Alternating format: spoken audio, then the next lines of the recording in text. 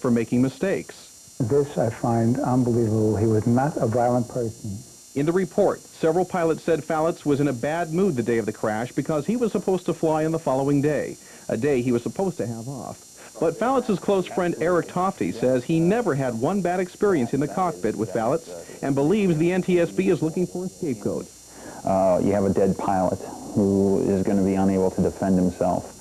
And it is the easiest and most expedient way to solve a case is just pilot error. But in the report, an instructor says Falitz was difficult to train because he was headstrong, argumentative, and thought he was always right. If he meant by headstrong that he was being very careful, that he was very strict, that he had to make sure that everything was done according to the book, then he was headstrong, because everything he did had to be right and according to the rules. The NTSB found Falitz failed pilot proficiency checks in 1988, 1992, and in 1993, but he passed them after additional training. But what bothers investigators is what they're hearing about Falitz. If he was intimidating, they may be concerned that co-pilots were reluctant to challenge Falitz if he made a mistake. Well, the tragic crash of Flight 5719 was the most deadly in Minnesota history and will never be forgotten by the residents of Hibbing. How are they reacting to today's news? Reporter Tom Hauser joins us live with from Hibbing, from that side of the story. Tom? Wendy, there's certainly interest in the crash investigation here in the town of Hibbing, but as we found out from the relative of one of the crash victims, when it comes right down to it, the cause of the crash really isn't that important. Mary Beth Pereira first learned the latest details of the investigation in the afternoon edition of the Hibbing Daily Tribune.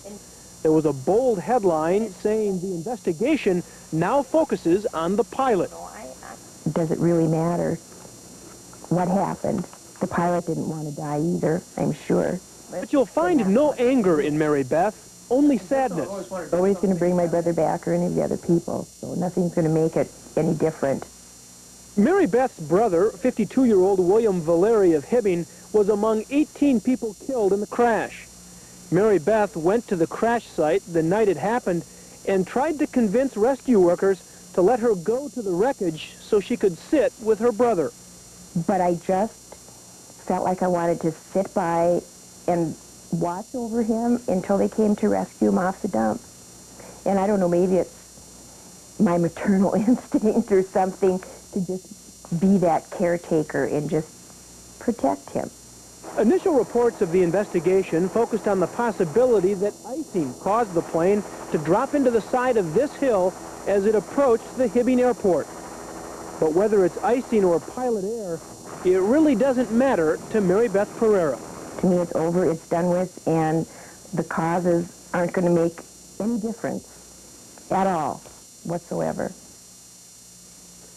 Now, of course, the cause of the crash will matter to some of the relatives who may plan to sue the Express 2 airline, and we understand from some of the folks here in Hibbing that attorneys have been retained by some and that legal action is likely. Wendy and Art? All right, Tom Hauser, thank you for that report coming to us from Hibbing. St. Paul police desperately need your help at this hour. They're searching for 4 small children, all of them under the age of